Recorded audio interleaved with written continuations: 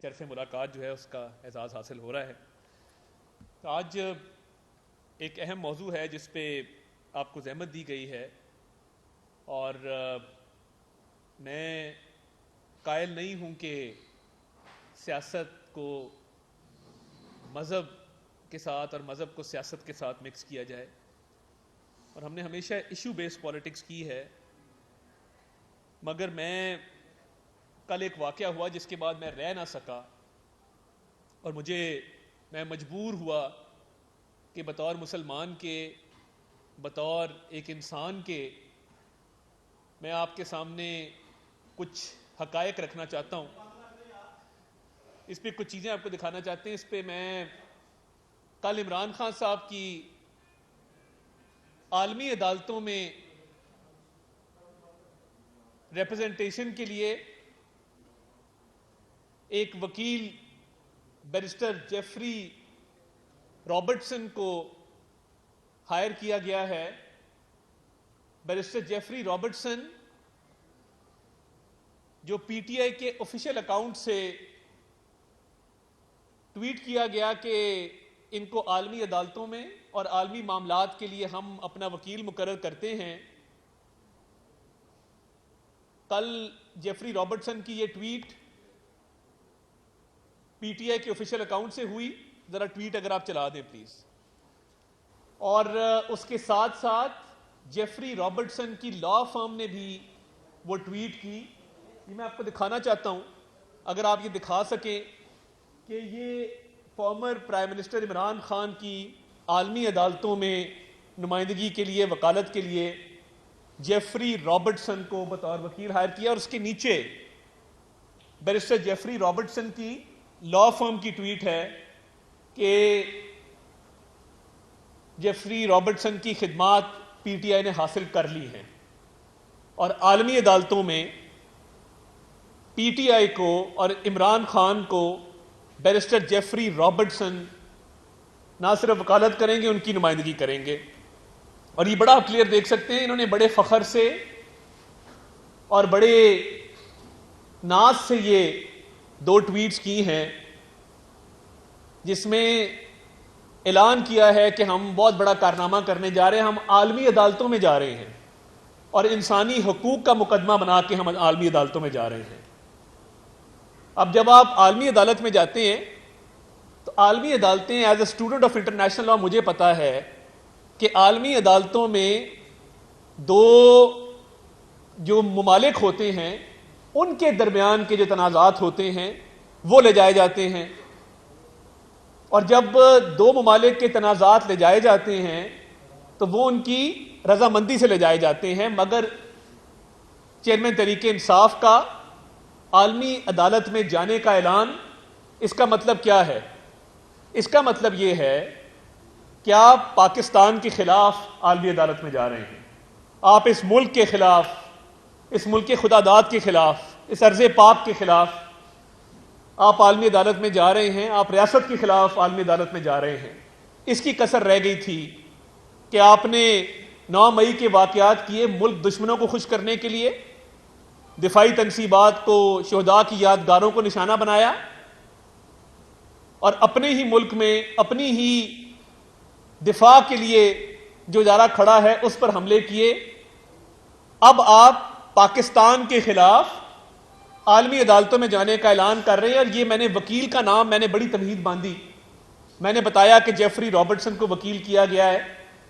Jeffrey Robertson کا بھی میں مکروہ چہرہ آپ کے سامنے رکھتا ہوں، اور میں آج تھوڑا دکھی بھی ہوں کہ کوئی اپنی سیاست کی خاطر اتنا گھنونا، اتنا مکروہ اور اتنا پلید کام بھی کر سکتا ہے، میرے وہم و گمان میں نہیں تھا. آگے آئیے ذرا. سر جیفری رابرٹسن، یہ جو بیرسٹر جیفری رابرٹسن ہے، یہ کون ہے اور انہوں نے کس کی وکالت کی ہے؟ اگر آپ وہ کھول سکیں. یہ دیکھیے، یہ گارڈین اخبار کا ایک ایکسٹریکٹ ہے جس کے اندر یہ لکھا ہوا ہے کہ شاتم رسول، گستاخ رسول، اسلام مخالف مصنف سلمان رشدی کی وکالت بیرسٹر جیفری رابرٹسن نے کی. میرے پاس اب الفاظ نہیں ہیں. سیاست بڑی اچھی چیز ہے، بڑی اہم چیز ہے، مگر اتنی اہم نہیں ہے کہ آپ جب ملک کے خلاف عالمی عدالتوں میں جانے کا اعلان کریں تو آپ وکیل کس کو کریں؟ اس کو جو ملعون، گستاخ، شاتم رسول سلمان رشدی کا وکیل رہا ہے۔ اور سلمان رشدی جس کی کتاب دا سیٹینک ورسز، شیطانی آیات اس کا نام ہے اس کتاب کا، دا سیٹینک ورسز، شیطانی آیات، جس میں اسلام کی بے حرمتی کی گئی ہے، جس میں گستاخی رسول صلی اللہ علیہ وسلم کی گئی ہے۔ یہ وہ شخص ہے، اگر آپ یہ کیمروں پہ بھی دکھا سکیں، یہ وہ شخص ہے جس نے سلمان رشدی کی وکالت کی۔ بین الاقوامی سطح پہ کئی وکیل ہیں جن کو آپ آرام سے چلیں، اول تو آپ کو جانا نہیں چاہیے پاکستان کے خلاف مقدمہ کرنے۔ اگر آپ جا رہے ہیں تو آپ کو پوری دنیا میں سلمان رشدی کا ہی وکیل ملا تھا اپنی وکالت کے لیے، اور یہ صرف سلمان رشدی کا وکیل نہیں ہے، اس ملعون کا، اس گستاخ کا، اس شاتم رسول کا، جس نے ایک اتنی بڑی گستاخی پہ مبنی کتاب لکھی ہے۔ یہ صرف اس کا وکیل نہیں ہے، یہ کہتا ہے کہ میں نے اس کو اپنے گھر میں پناہ دی۔ آگے چلیں ذرا، آگے چلیں ذرا، یہ دیکھیے، یہ ایک آرٹیکل ہے جس میں لکھا ہے ہاؤ آئی ہڈ سلمان رشدی، میں نے سلمان رشدی کو اپنے گھر میں کس طرح پناہ دی۔ یعنی جب سیٹینک ورسز آئی اور اس میں اسلام مخالف اور گستاخی رسول صلی اللہ علیہ وسلم پر مبنی کتاب جب شائع ہوئی تو یہ بیرسٹر جیفری رابرٹسن نے نہ صرف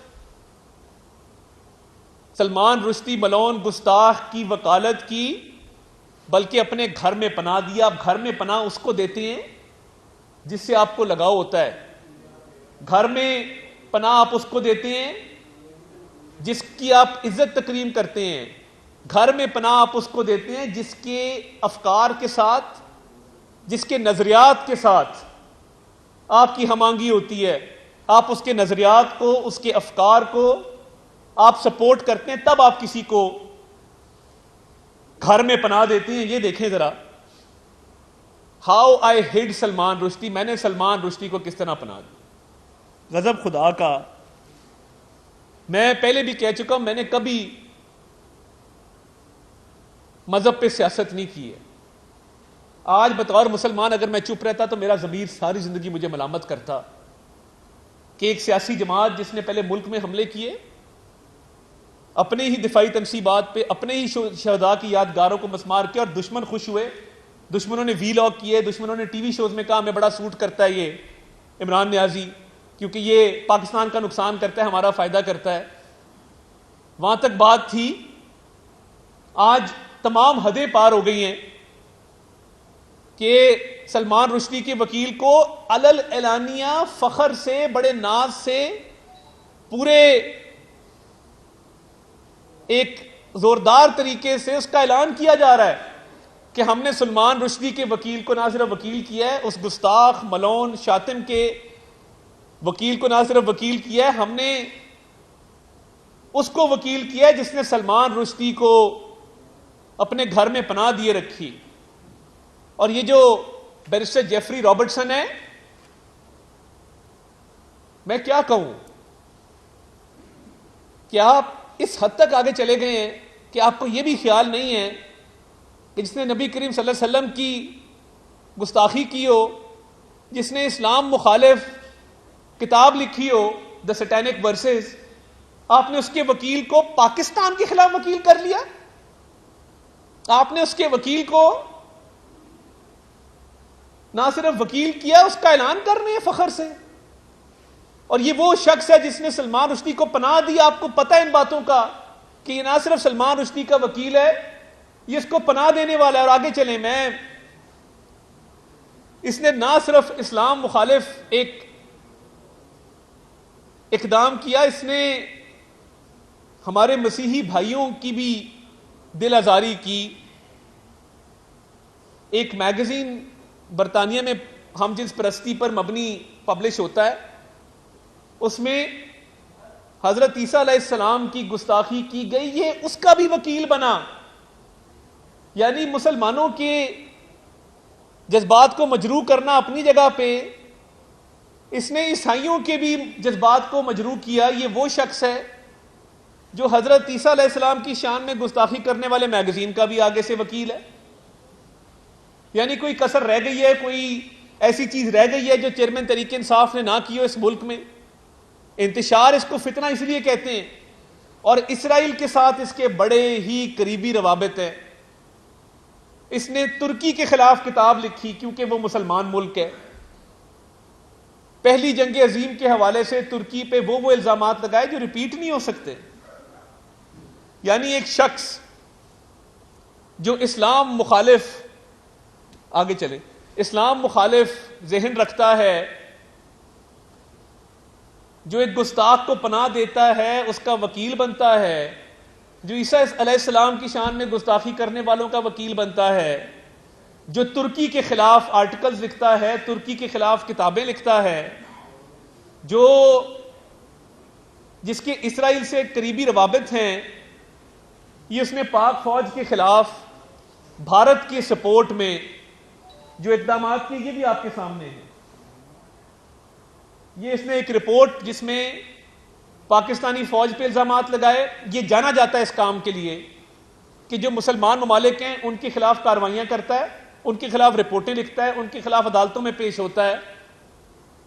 یہ سارا کچھ آپ کے سامنے ہے کہ کس طریقے سے یہ شخص بیرسٹر جیفری رابرٹسن 1971 کی جنگ کے حوالے سے اس نے ایک رپورٹ شائع کی جو بھارت کے حق میں تھی اور پاکستانی فوج کے خلاف تھی.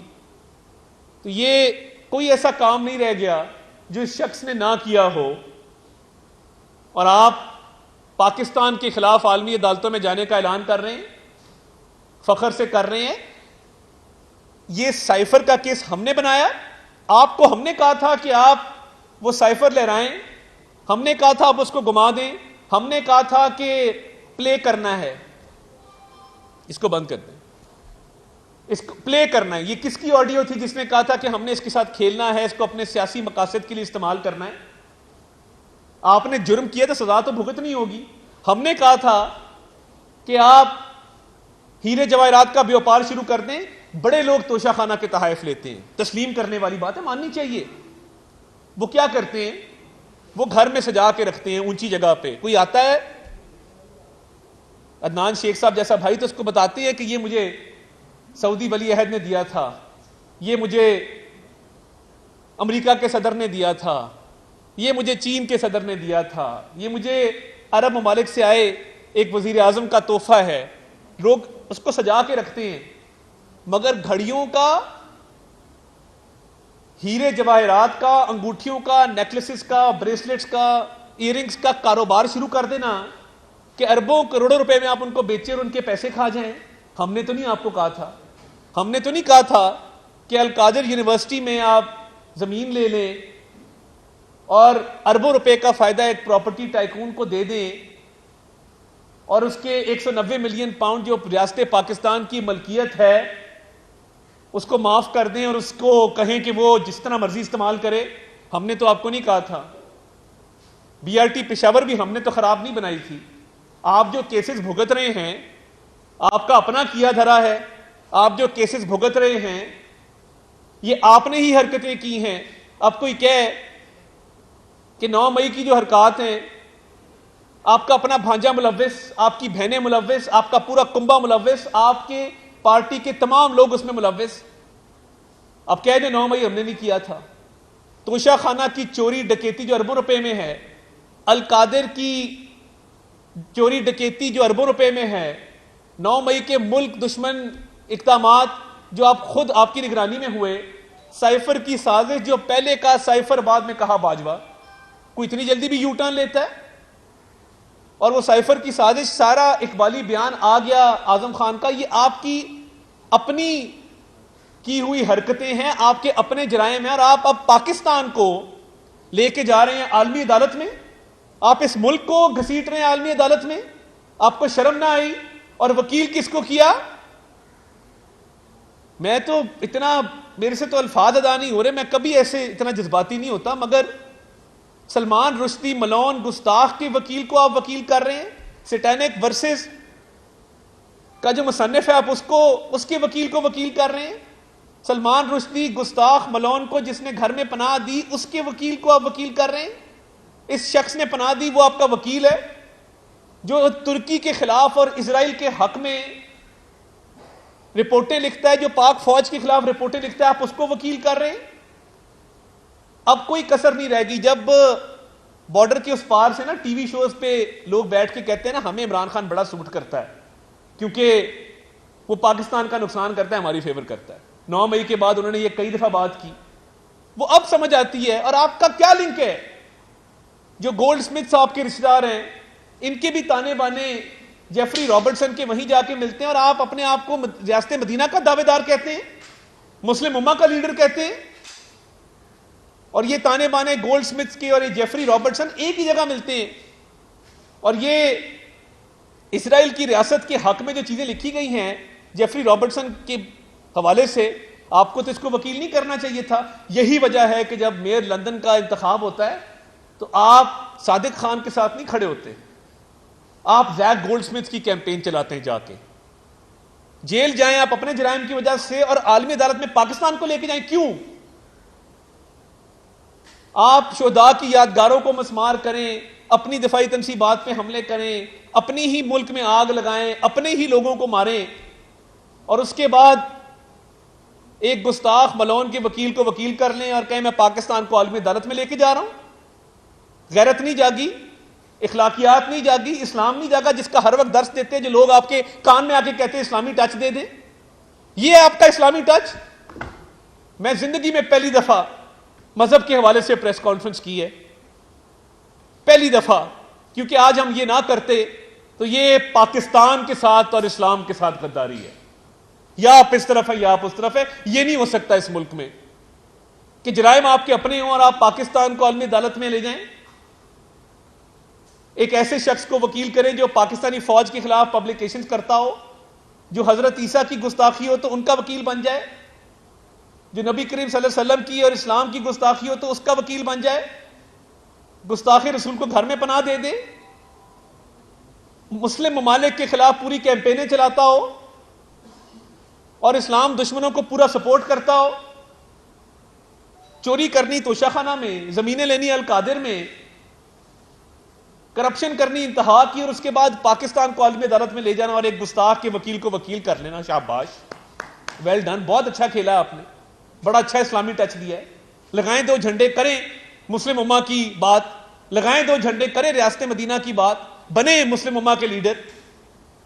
افسوسناک، شرمناک ہے کہ آج اس نہج پہ ہم آ گئے ہیں کہ ملک دشمنی ہم کر رہے تھے مگر ہم نے اب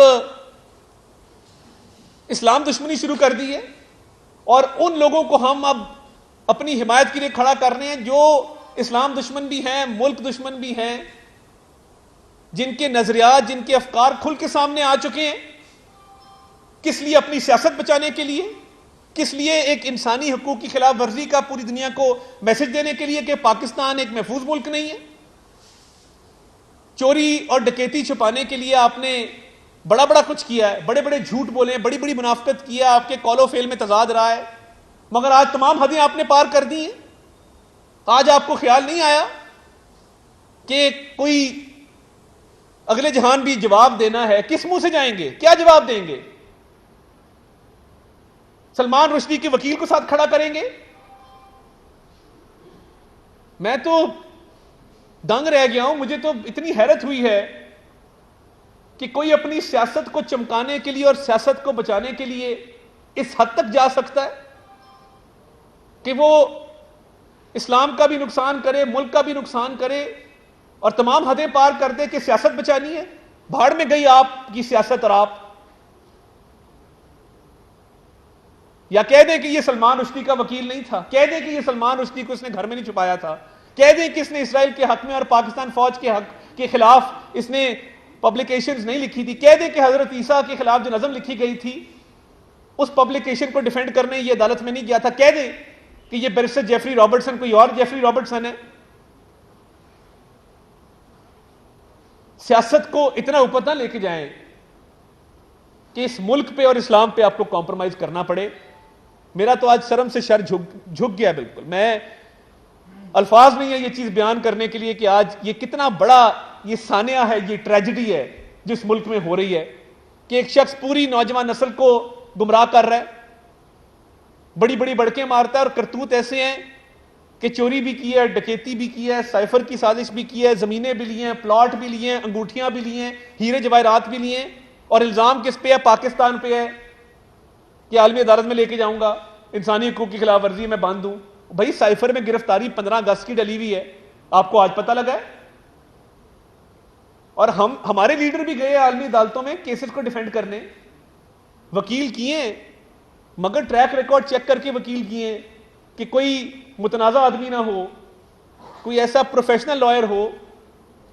یہ کیونکہ نظریات اور افکار ملتے ہیں, اینٹی پاکستان, اینٹی اسلام, اس لیے اس کو وکیل کیا گیا ہے کیونکہ اس کے سارے کیسز یا اسلام کے خلاف ہیں یا مسلمان ممالک کے خلاف ہیں.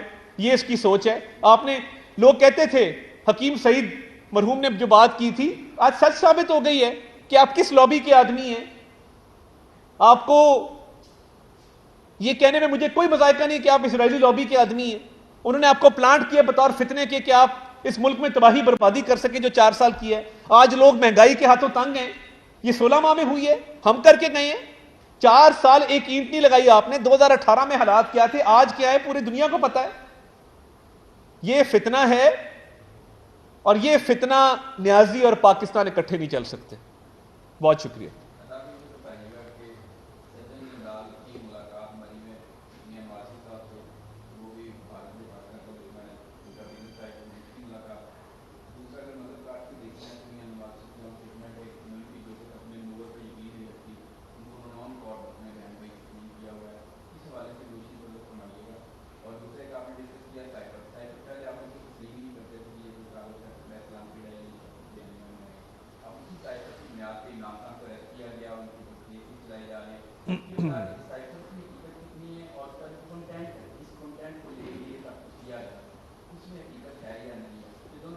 دیکھیں, جندال والی بات اگر سچ ہوتی, ان کی حکومت تھی 4 سال, انہوں نے بڑے بڑے کیس بنائے, ایک تو کوئی کیس نہیں بنا, کوئی دستاویز سامنے نہیں آیا امیگریشن کا FIA کا, ورنہ یہ ٹویٹ کر رہے ہوتے کہ جی یہ پاسپورٹ نمبر ہے, اس وقت یہ انٹر ہوئے ہیں, یہ مری گاڑی گئی ہے, یہ ملاقات ہوئی ہے. آج تک میں تو کوئی ثبوت نہیں دیکھ سکا.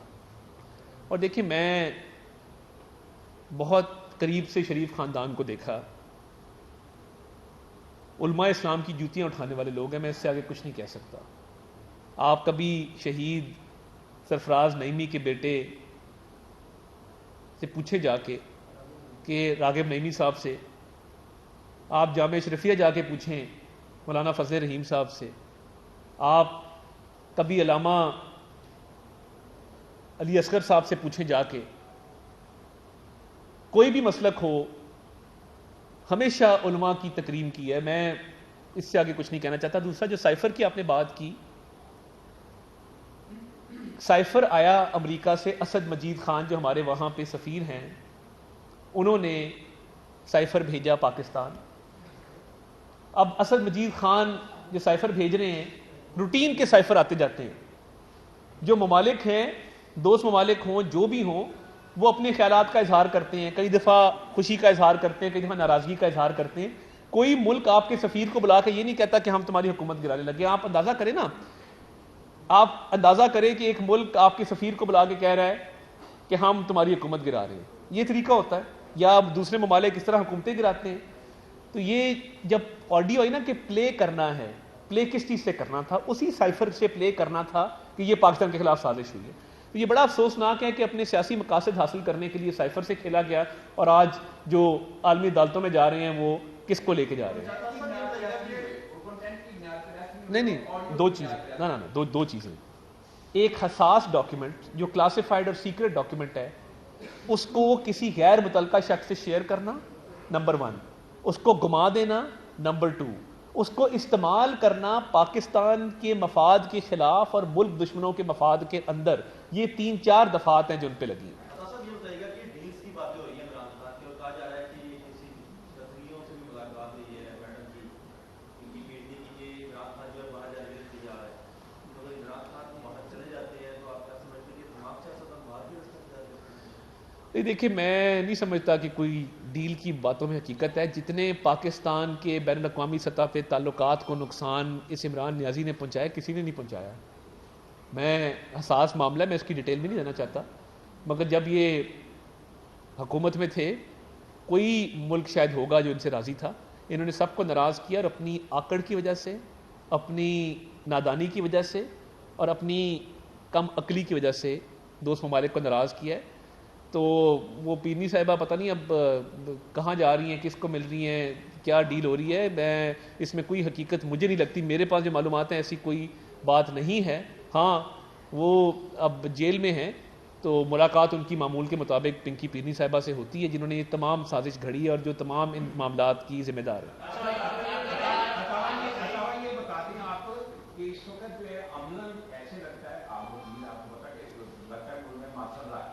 کوئی عدالت جو ہے کسی کو سن رہی نہیں، وہ بنیادی حقوق کسی کے نہیں ہے، ایسے کے اندر آپ نہیں سمجھتے کہ عالمی عدالت میں نہیں بدلا جائے گا تو کون سی عدالت میں جائے گا؟ کوئی عدالت میں چھوڑ نہیں رہا۔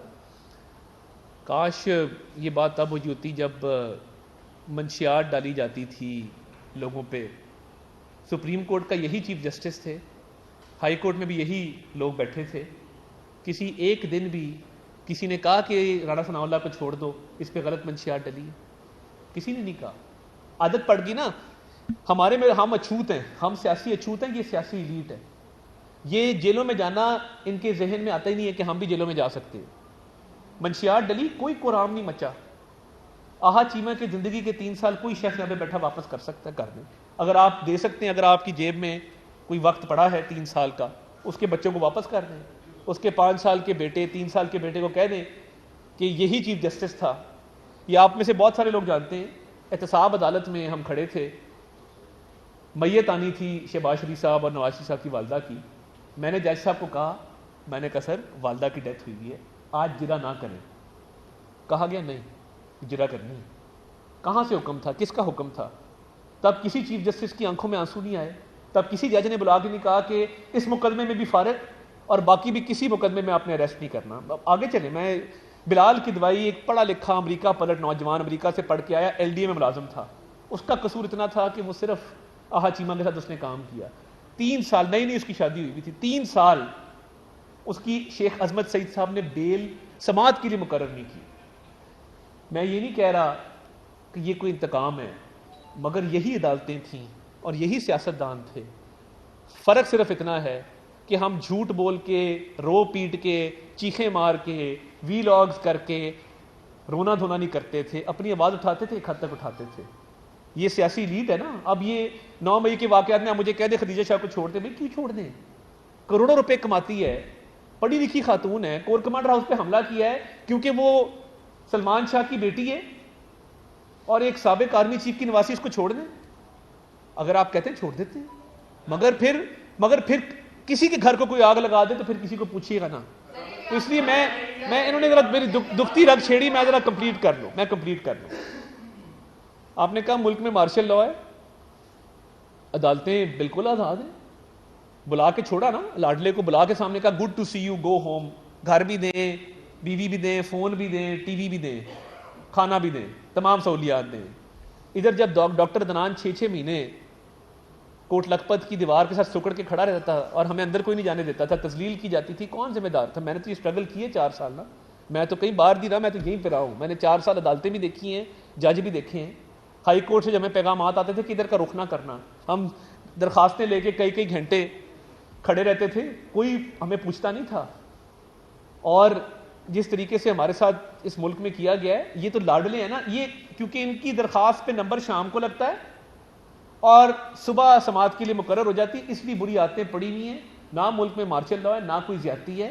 اگر پیرنی صاحبہ نے اربوں روپے کی ہیرے جواہرات بیچے ہیں تو اس کا جواب آپ نے اور میں نے نہیں دینا، اس کے لیے جیل جانا پڑنا ہے۔ اگر سائفر سے غلط کھیلا گیا ہے تو جواب دینا پڑے گا۔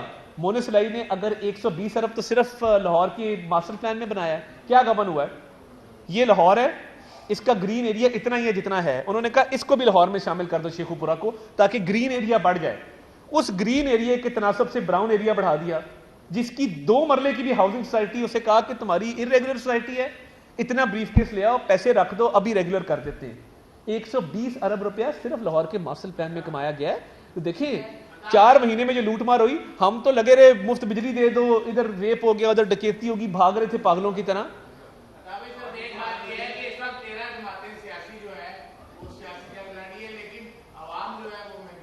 میں نے عرض کیا نا کیا وجہ ہے,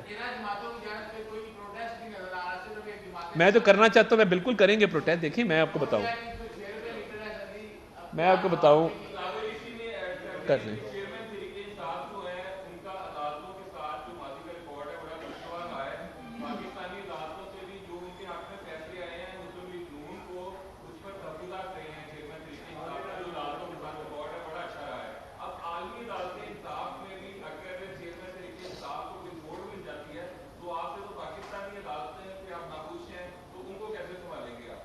دیکھیں پہلی بات تو یہ ہے کہ پروجیکٹ عمران خان لانچ کیا گیا اور بڑے زور و شور سے لانچ کیا گیا, کسی کے بازو مروڑا گیا, کسی کا کان مروڑا گیا.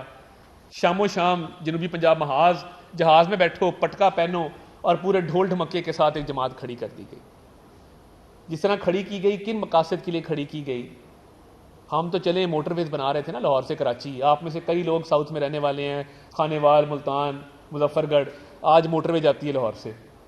لاہور اسلام آباد موٹر وے بنائیں ہم بنائیں, 16,000 میگا واٹ کی بجلی لگائیں ہم لگائیں. اس ملک میں اسکول, کالج, اسپتال, یونیورسٹیاں بنائیں ہم بنائیں. پہلا کارڈیولوجی انسٹیٹیوٹ لاہور میں بنا, PIC, آج بھی چل رہا ہے, نواز شریف کا بنایا ہوا ہے. راول پنڈی میں بنا, شہباز شریف نے بنایا.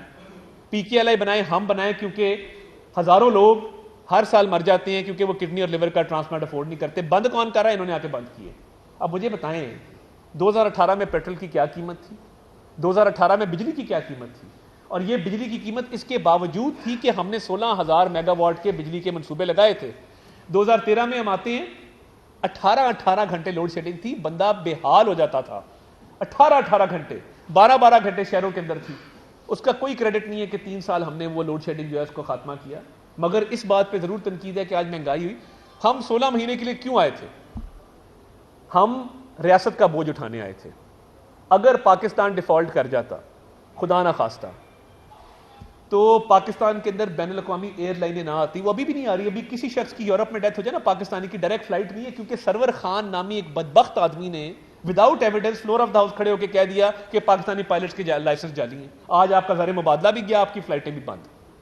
آگے چلیں, فلائٹیں بند ہو جاتی, ایکسپورٹس بند ہو جاتی, LCیں کھلنی بند ہو جاتی, بینکوں کے باہر لائنیں ہوتی کہ لوگ بینکوں سے اپنا پیسہ نکالتے, ڈالر 500-600 پہ چلا جاتا, اور آپ کا بالکل معاملہ ٹھپ. اور جو عمران خان کا خواب تھا سری لنکا تو ابھی بھی خوشحال ہے, یہ شاید بدترین حالات ہوتے. IMF کا اگریمنٹ ہم نے نہیں کیا تھا, ہم تو چھوڑ کے گئے تھے مہنگائی کو 4% پہ. IMF کا کس نے کہا تھا کہ میں خودکشی کر لوں گا, IMF کے پاس نہیں جاؤں گا؟ وہ ایک خودکشی جسے تو گرا سمجھتا ہے, وہ شاید ہزاروں خودکشیوں سے جان چھوڑ جاتی. مگر مجھے میں کمپلیٹ کر لوں کیونکہ اب ٹاک شو والا معاملہ شروع ہو گیا, تو مجھے پورا کرنے دیں. دیکھیں وہ خودکشی کا کہا, پھر 6 ماہ اسد عمر نے ضائع کیے. اس کے بعد پیپلز پارٹی کے سابق ادوار کے 2 وزرائے خزانہ نے اپنی قسمت آزمائی, حفیظ شیخ صاحب نے اور شوکت ترین صاحب نے. اب مجھے یہ بتائیں, جب آپ کی بیوی بیٹھ کے 5-5 کیرٹ کی انگوٹھیاں مانگے گی, جب آپ گھر میں بیٹھ کے تحفے بیچیں گے, آپ کہیں گے ڈالر کا ریٹ مجھے یا بیوی سے پتہ لگتا ہے یا ٹی وی سے پتہ لگتا ہے, اور آپ کے پاس کوئی اکنامک پالیسی نہیں ہوگی, 4 سال آپ ملک کو تباہی کے دھانے پہ کھڑے کر دیں گے. ہم نے تو 16 ماہ میں آ کے اس کا ملبہ اٹھایا ہے.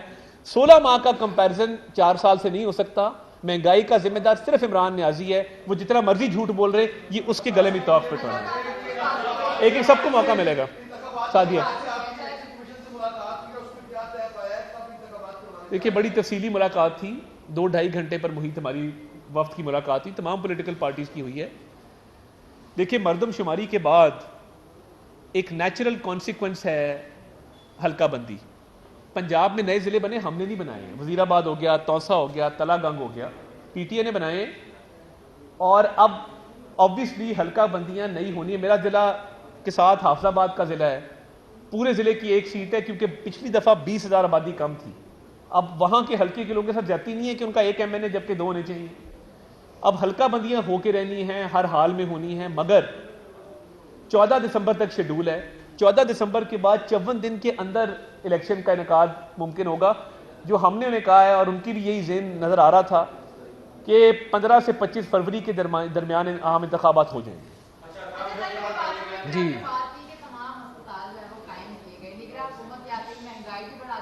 اور اب صحت سہولت کارڈ کی جو جتنی سہولیات تھی وہ بھی بند کر دی گئی, اس میں سفید موتی کا علاج ہو رہا تھا, آپریشن ہو رہے تھے, وہ بھی بند کر دیے گئے. آپ اس حالت سے کیا کہیں گے کہ نگراں حکومت کہتے ہیں کیا عوام مزید مشکلات میں جو پڑ گئی ہے اس کا کون حل نکالے گا؟ دیکھیں, پہلی بات تو یہ ہے کہ نگران حکومت نے آتے ہی ہسپتالوں کے انتظامی امور کو بڑے اچھے سے سر انجام دینے کی کوشش کی. نگران وزیر اعلیٰ ہسپتالوں میں جا کے وزٹس بھی کر رہے ہیں, معاملات کو دیکھ بھی رہے ہیں. دیکھیں, صحت کارڈ کا ایک ایشو یہ تھا, شروع ہم نے کیا کہ ایک ارب پتی آدمی بھی صحت کارڈ سے مستفید ہو رہا تھا, ایک غریب آدمی بھی ہو رہا تھا. ہم نے اپنے دور میں امیر آدمی کے لیے صحت کارڈ بند کر دیا. مجھے ضرورت نہیں, میں بھی ایلیجبل تھا, تو مجھے نہیں ضرورت, مجھے نہیں کرنا چاہیے. تو وہ بجٹ انشورنس کمپنیز کو اس مد میں بھی جا رہا تھا کہ ایک امیر کبیر آدمی ہے وہ بھی انشورڈ ہے, تو جو لوور انکم بریکٹ ہے یہ تو اس کے لیے ہے. اور لوگوں نے اب کیا کیا ہے کام شروع, لوگوں نے کاروبار شروع کیا, ہیلتھ کارڈ پہ ہسپتال چل رہے ہیں پورے کے پورے. آؤ, چھوٹی سی کاسمیٹک مسئلہ ہو, سکن کا مسئلہ ہو, ڈرمیٹولوجی کا, لوگ فیشل کروا رہے ہیں اس کے اوپر بیٹھ کے. تو دیکھیں, یہ کاروبار بند ہونا چاہیے. یہ جو ایک مذاق بن گیا نا ہیلتھ کارڈ کا کہ پورے اسپتالوں میں پروسیجر اور ہے, رسید اور بن رہی ہے, انشورنس والوں کو اور پیسے جا رہے ہیں, یہ غریب آدمی کے لیے تھا اور اسی طرح چلنا چاہیے تھا. جی الفت مغل صاحب, یار وہ ڈبے دے دیں. ہاں,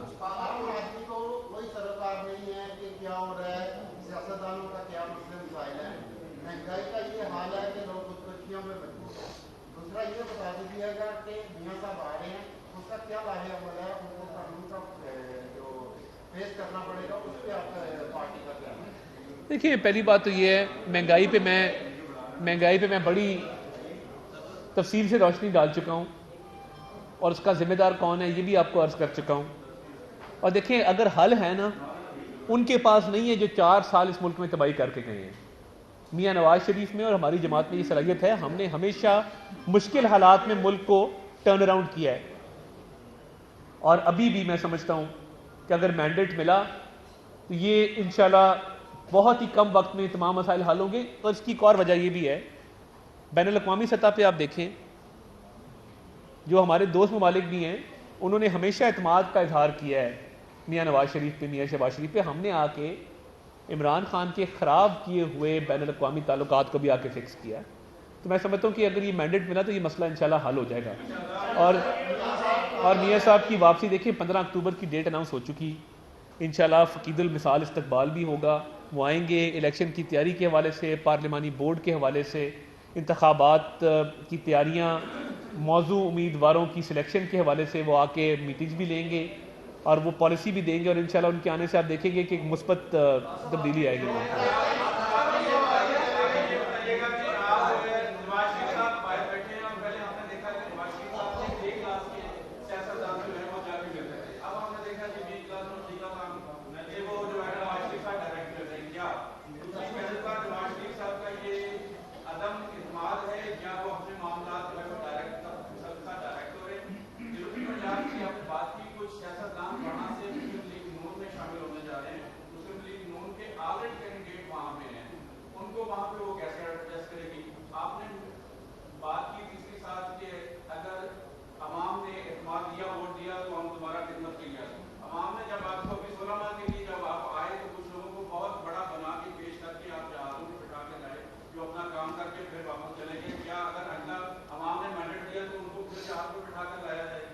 دیکھیے, پہلی بات تو یہ ہے کہ قائد تک پارٹی کے ورکرز کا ایکسیس ہونا یہ کسی بھی پارٹی کے ورکرز کے لیے شان کی بات ہوتی ہے, فخر کی بات ہوتی ہے. تو پارٹی میں کوئی ABCD کیٹیگری نہیں ہے. یہ جیلوں میں ضرور ہوتی تھی کسی زمانے میں, پارٹی میں ایسی کوئی کیٹیگری نہیں ہے.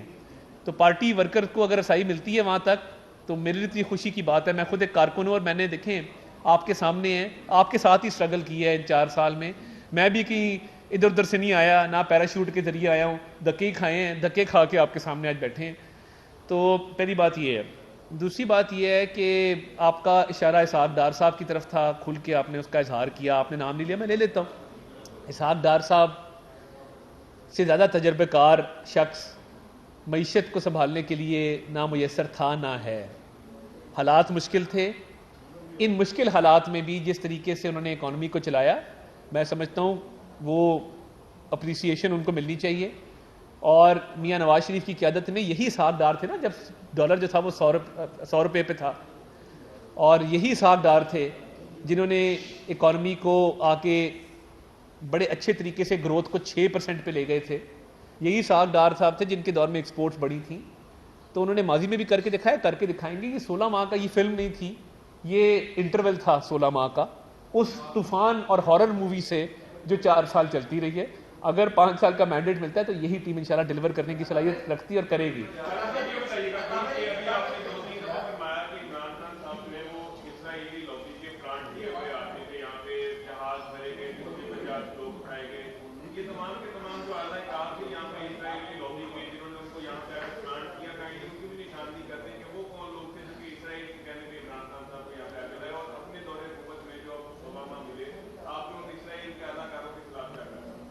دیکھیے، جو آئیڈیالوجی ہوتی ہے نا، نظریات، افکار ہوتے ہیں، وہ آپ کی حرکات و سکنات سے، اقدامات سے ظاہر ہوتے ہیں۔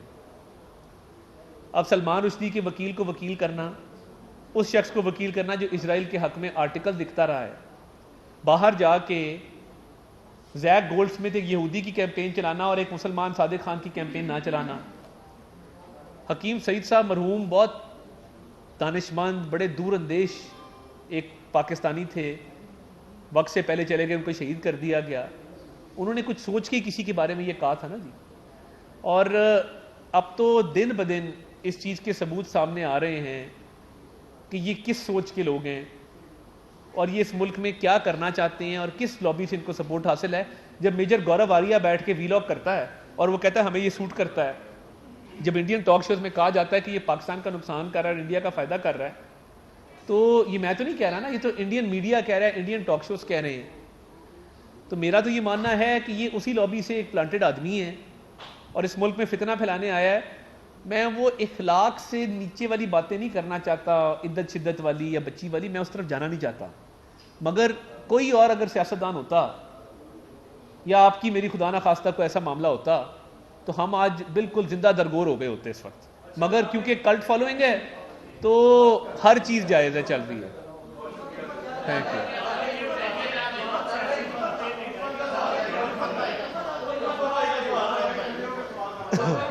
ہو نہیں گیا الفت بھائی، ایک سوال ہو گیا۔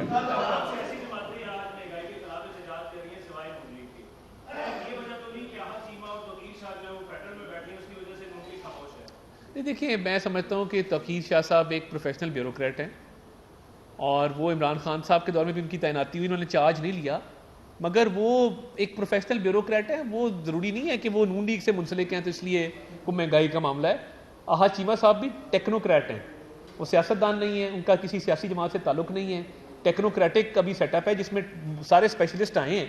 تو میں نہیں سمجھتا کہ مہنگائی کا یا خدا نہ خواستہ احتجاج کا اس بات سے تعلق ہے کہ وہ دو لوگ فیڈرل میں بیٹھے ہیں۔ تو توقیر شاہ صاحب ویسے بھی اکتوبر میں ورلڈ بینک جا رہے ہیں، وہ یہاں پہ رہیں گے نہیں، مگر یہ مہنگائی کے خلاف احتجاج میں سمجھتا ہوں کہ ہر سیاسی جماعت کو کرنا چاہیے، اور اگر اس میں تھوڑی دیر ہوئی تو آپ مجھے سب سے پہلے پائیں گے کہ میں سب سے پہلے احتجاج کرتا ہوں، آپ کو نظر آئے گا۔ وہ شخص کے خلاف جو جو خودکشی کا پیغام لے کے آیا تھا اور ڈائری لے کے نکلا تھا۔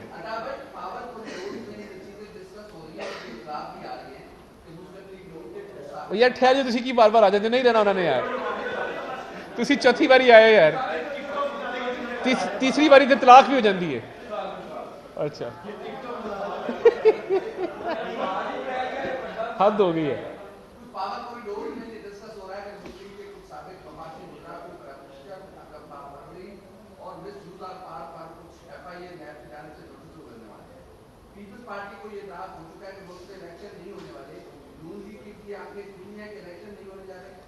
میں سمجھتا ہوں کہ فروری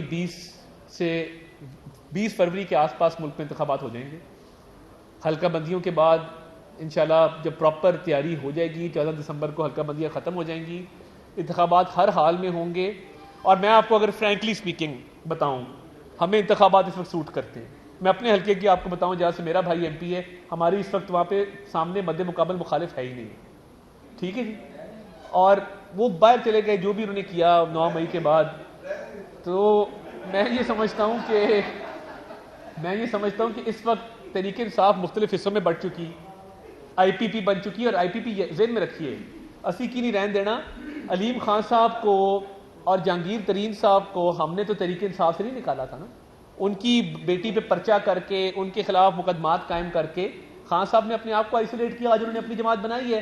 یہی جہانگیر ترین اور علیم خان تھے جو سیاسی بصیرت رکھتے تھے, جنہوں نے لوگوں کو پٹکے پہنائے, جنہوں نے لوگوں کی جوائننگز کروائیں, جو جماعت کو, تنظیم کو, سیاسی ورکر کو سمجھتے تھے. دوسری طرف پرویز خٹک صاحب ہیں.